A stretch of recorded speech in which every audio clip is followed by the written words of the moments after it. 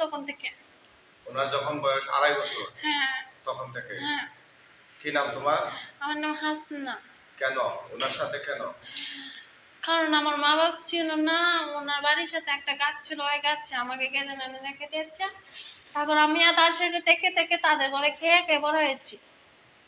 মানে কার এই রুগীর ঘরে বসে বসে? তার শরীরে গিয়ে তাদের ঘরে খেয়ে খেয়ে বড় হয়েছি। বড় হয়েছো কেন? কারণ আমার যে কেউ নেই। তোমার কেউ নেই? না। সেজন্য এখন তারা দয়া করছে, আপদ হয়েছে তাদের নাকি? এবং এই মেয়ের 2.5 বছর বয়স থেকে, তাহলে তোমরা কত বছর ধরে আছো টোটাল?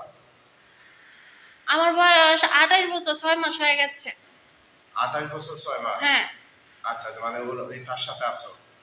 আমার বয়স 28 বছর 6 মাস, তার বয়স যখন 2.5 বছর তখন আমার বয়স ছিল 4 বছর।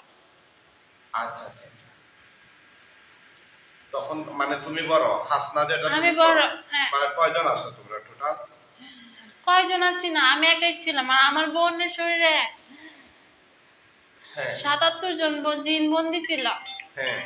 চালান জিন ছিল। ওই যে আপনি মেরেছিলেন না, হ্যাঁ, ওই যে নাম কি ছিল আমি মনে করিনি। মনে করো না,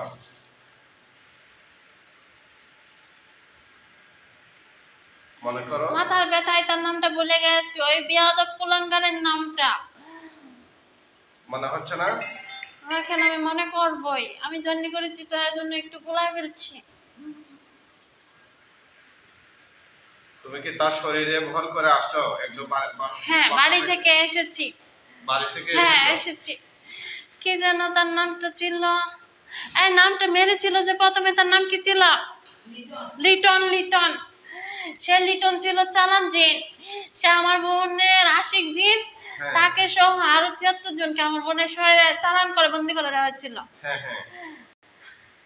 ঠিক আছে, আমি সহ এর শরীরে বন্দি হয়ে গিয়েছি। আচ্ছা আচ্ছা। আমরা যতই চেষ্টা করি আমরা এই শরীর থেকে বের হতে পারি না। কারণ কি? কারণ হয়েছে আমার বোনের শরীরে লিটনকে ডেকে নিয়ে তাকে মিষ্টি খাইয়ে। আচ্ছা, হ্যালো, হ্যাঁ বলো। লিটনকে ডেকে নিয়ে আশিক চিনতো, তাকে ডেকেছে বলে সে আগে চলে গেছে। তাকে মিষ্টি খাইয়ে আরো 76 জনকে আমার বোনের শরীরে বন্দি করে দেওয়া হয়েছে। আরো 76 জন? হ্যাঁ। আচ্ছা, বোনের বিষয়টা বাদ দিলাম, এখন হচ্ছে তুমি কেন আসছো এখানে? আমি তার শরীরে বন্দি হয়ে গেছি, আমি যেটা বলছি সত্যি কথা। আমার বয়স যখন 4 বছর, তার বয়স যখন 2.5 বছর, তখন থেকে আমি তার সাথে। তখন থেকে সাথে? হ্যাঁ। তুমি কি একাই? আমি একা, আর বাকিগুলোকে বলছি না বন্দি করে দিয়েছিল, আমিও বন্দি হয়েছি সাথে, চালানের মধ্যে পড়ে গেছি। হ্যাঁ, আর কেউ আসে না তোমার সাথে? এখন তো আর কেউ নেই আমার সাথে, আমি একাই। তুমি কি করো তার সাথে থেকে? আমি তার সাথে থেকে কিছু করি না। হ্যাঁ, কিছু করি না, শুধু তাকে যে মারতে যাই আমি তাকে মারি। তাকে যে মারতে যাই, বকা দেয় তাকে আমি বকি। বকো? হ্যাঁ। এটাই, তাকে কি মারবে কেন?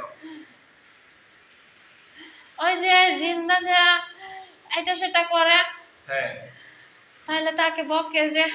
হ্যাঁ, এজন্য আমার কষ্ট লাগে। তোমার কষ্ট লাগে, তুমি মারো? হ্যাঁ, আমার অনেক কষ্ট লাগে। ওই তার মায়ের গায়ে কি তুমি হাত উঠাও? হ্যাঁ, লাথি দিয়েছে। লাথি দিয়েছ? কোন দিন? কয়েকদিন আগে। কয়েকদিন আগে? দাও দিয়ে বলেছি তো গলা কেটে ফেলবো। গলা কেটে ফেলবো বলছো? হ্যাঁ। আর কি কি করছো তুমি?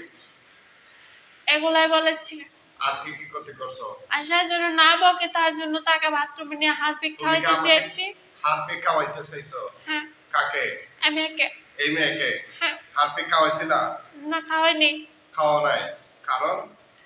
কারণ আমি মারতে চাইনি, আমি শুধু তাদেরকে ভয় দেখাচ্ছি। তুমি মারতে চাওনি, শুধু ভয় দেখাইছো? হ্যাঁ। আচ্ছা আচ্ছা, মারতে চাওনি কেন? কেন মারবো? তার শরীর থেকে থেকে আমি খেয়ে খেয়ে বড় হয়েছি, তারা আমাকে খাইয়ে বড় করেছে। তারাও তো আমার মা বাবা ভাই। তুমি মারতে চাওনি? না। আচ্ছা আচ্ছা, তাহলে তো তুমি খুব উদার। কিন্তু আমি বাঁচাইতে পারিনি ওই খারাপগুলোর হাত থেকে। তুমি বাঁচাইতেও পারোনি?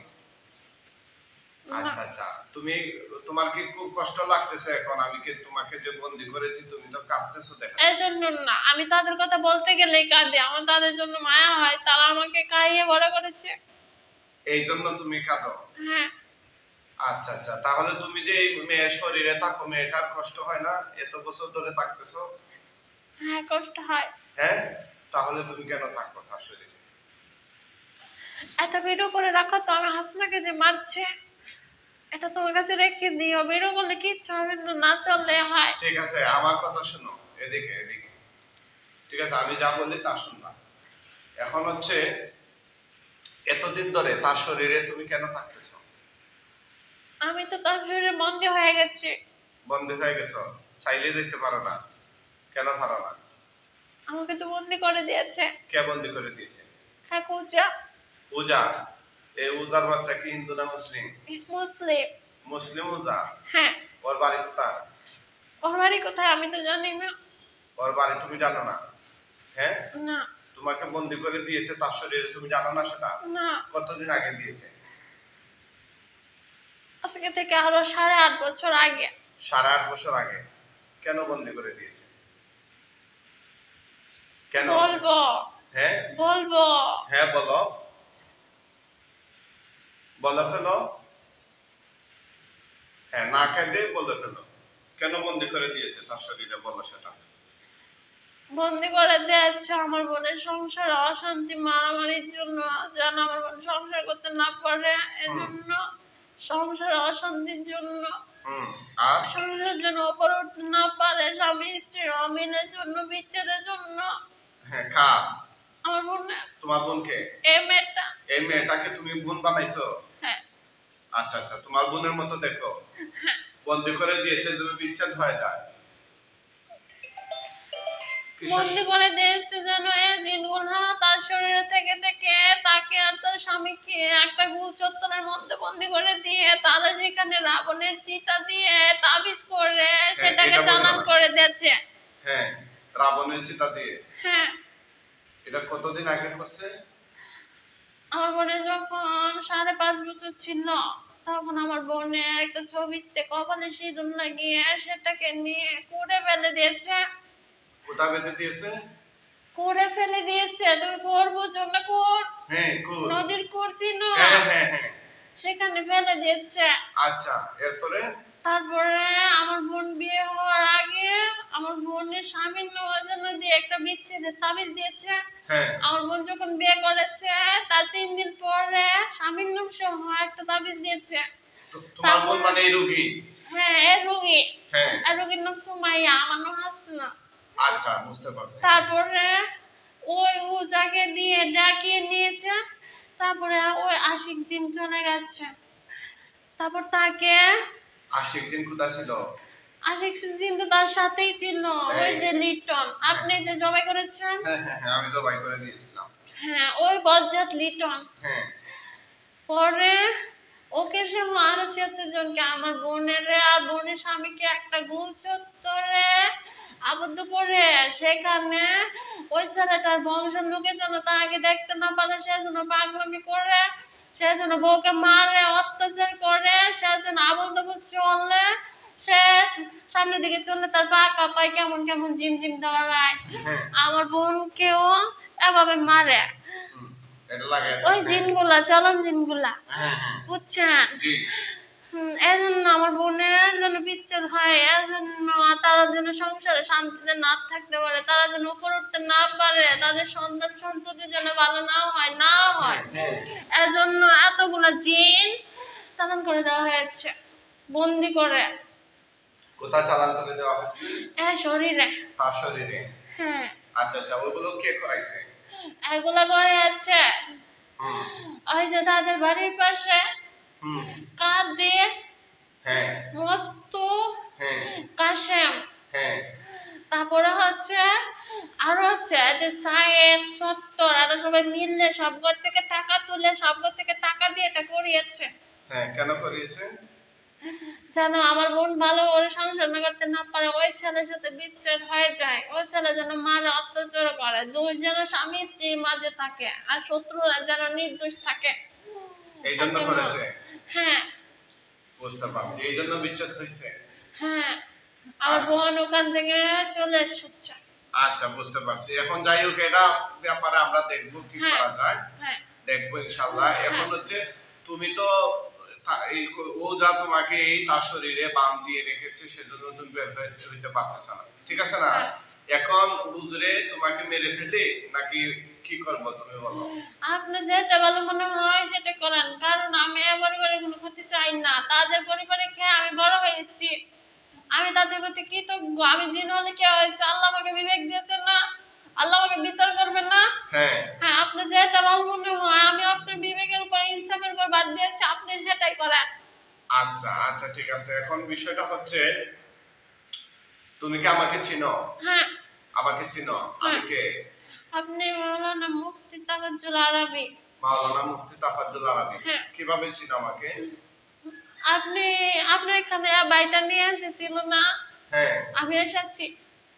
আচ্ছা আচ্ছা। ওই লিটন মিথ্যা কথা বলেছে একা, তার মা বাবা কেউ মানে তুমি নেই। যে সাথে ছিলা তখন আমি লিটনকে মারছিলাম, সেই তথ্য দেয় নাই নাকি সে কারো কথা বলেনি? কারণ তোমাকে কেন বাঁচিয়ে রাখলো লিটন? আমি যে সবাইকে বাঁচিয়ে রেখেছি, কারণ সে চালান জিন। সে ওই নামগুলা কেন বলেনি আমি জানিনি, কিন্তু সে বলেনি, সে মিথ্যা বলেছে। আচ্ছা আচ্ছা, এখন কি শাস্তি দেওয়া যায়? কি শাস্তি দেওয়া যায়? তারা তো জানে না, আপনি তো অনেকের বিচার করেন।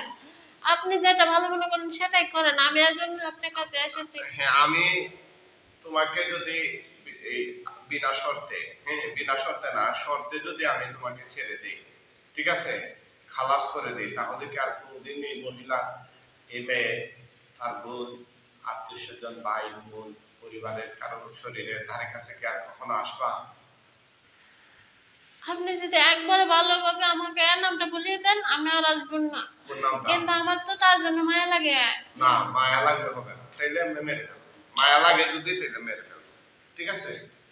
তুমি মায়া লাগে ওই যে তোমার যে কোনো একটা নিরাপদ স্থানে গিয়ে তার নাম জপ করো, সমস্যা নেই, কিন্তু তার কাছে আসতে পারবা না। কি বলো? আপনি যেটা ভালো মনে করবেন সেটাই করেন। তুমি আগে আর কাছে আসবা কিনা সেটা বলো। হ্যাঁ, তুমি কি মেয়ের কাছে আসবা কিনা সেটা বলো। আমি কিভাবে বলবো আমার দূরে গেলে কতটুকু মায়া লাগবে? হ্যাঁ, না তাইলে তুমি বুঝতে পারতেছ না তুমি তাকে ছাড়া থাকতে পারবা কিনা। হ্যাঁ। এটা নিয়ে সন্দেহা নাকি? হ্যাঁ। তাহলে তো তোমাকে আমরা সানডে মানডে খালাস করে দিতাম, মানে জবাই করে দিতাম। কি বলো? আপনি যেটা ভালো মনে করেন সেটাই করেন তো হুজুর। আপনি এত দূরে থাকেন কেন? হ্যাঁ, আপনি এত দূরে থাকেন কেন? আরো কাছে থাকতে পারেন না? আমাদের এখান থেকে কাছে। কোথায়? আমাদের এখান থেকে কাছে, আরো 2-3 স্টেশন সামনে থাকতে পারেন না? কেন? আপনি এত দূরে থাকেন কেন? তাহলে তো কোথায় গেল? আপনার মেয়েটা আপনাকে দেখতে পারে, এমনিতেই তো সারাদিন আপনার কথা বললেন। বলে? হ্যাঁ। আচ্ছা, ঠিক আছে, তাইলে আমি এখন জবাই দিয়ে দিচ্ছি। হ্যাঁ, যেটা মনে করেন সেটা ভালো মনে করেন সেটাই তো করবেন। তুমি তো তোমাকে বাঁচানোর কি আসছিল, কিন্তু তুমি তো বলতেছো মায়া কাটতে পারবা না।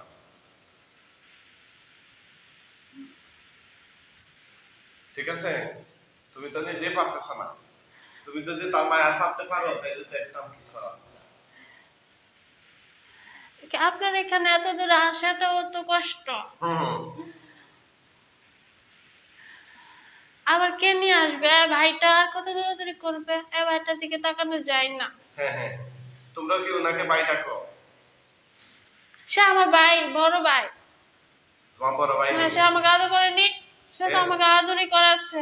আদর এবং তাকে আদর করে পেলের ভালে মিশে। তুমি যে জিন সেটা যাই না আদর করছেন উনি? না, এই জায়গায় তো সমস্যা, উনি তো ভুল মনে করে আদর করছে। সে আদরই তো আমি পেয়েছি, পাইনি। সে আদর তো তোমাকে করে নাই। আমাকে করেনি তো, আমাকে করেনি। আমি যেহেতু তার শরীরে তাকে আদর যে করেছে, সে তো আমার ভাই হবে, সে তো আমার মাই হবে। আপনি তো আমার হুজুরই হবে, আপনি তো আমার চিকিৎসকই হবেন। হ্যাঁ হ্যাঁ, তো সবই ঠিক আছে, তোমার কথাবার্তা সবই ঠিক আছে। এখন কথা হচ্ছে তারা তো তুমি যে ওনার শরীরের মধ্যে ভর করো এটা নিয়ে তো তারা আতঙ্কিত। এই মেয়েটা অসুস্থ হয়ে যায়। হ্যাঁ, মানব শরীরে জিনদের বসবাসের উপযুক্ত না, এটা তোমরা জানো না? হ্যাঁ, তুমি তার শরীরে এসে তুমি মায়া পাইছো, তারা মনে করছে যে তাদের ভুল মনে করেই তারা এগুলো করছে। হ্যাঁ, এখন তুমি সেই সুযোগ নিয়া, সেই দুর্বলতা নিয়া যদি দীর্ঘমেয়াদী এখানে গাঁথি গাড়ো, তাইলে কি হবে? না। তাহলে এখন আমি যদি বালতি ছুটাইয়া দেই, কেটে দেই, তাহলে তোমরা যাইতে আপত্তিটা কোথায়? আচ্ছা আপনি ভানগুলা কেটে দেন তো। আবার আসবা? আমি যদি আর কোনোদিনও আসি আপনি আমাকে সাথে সাথে জবাই দিবেন। মন থাকবে নি? হ্যাঁ মনে থাকবে। পৃথিবীর যে কোনো প্রান্তে থাকো, আমি কিন্তু বিসমিল্লাহ আল্লাহু আকবার করে জবাই দিয়ে দেবো। ঠিক আছে। দিয়ে দেবো নাকি? এই আপনি দেখো, শুনেন। দেখছো তোমরা মা ডাকছো নাকি? তোমার প্রতিও কিন্তু ওনার মায়া আছে। শুনেন, তারা আমাকে দেখে আমাকে আদর ভালোবাসা করেনি, কিন্তু তারা যে আদর ভালোবাসা দিয়েছে সেটা আমি গোপনে পেয়ে গেছি। গোপনে পেয়ে গেছো? হ্যাঁ, কারণ আমি যে তার শরীরে আছি তারা জানে না, কিন্তু তাদের আদর ভালোবাসাটা আমি মায়ের আদর ভালোবাসা, বাবার আদর ভালোবাসা, ভাইয়ের আদর ভালোবাসা, বোনের ভালোবাসা সব পেয়েছি। আচ্ছা। পাইনি? হ্যাঁ পাইছি। পেয়েছি, এজন্য তাদেরকে আমি সম্মান করে কথা বললে মা আর বা ভাই আসবা বোন না তো ডাকি। কখনো। আর আসবা না। আপনি যতগুলা দান আছে সবগুলো কেটে দেন তো। আমি সব কেটে দেবো। বলো আল্লাহর কসম আর আসবা না। বলো। হ্যাঁ আল্লাহ, তুমি তোমার নবীর উসিলায় আমার এই দেহ থেকে আমাকে এমন ভাবে বিচ্ছিন্ন করে দাও যেন আমি এর শরীরে আর কোনোদিনও না আসি।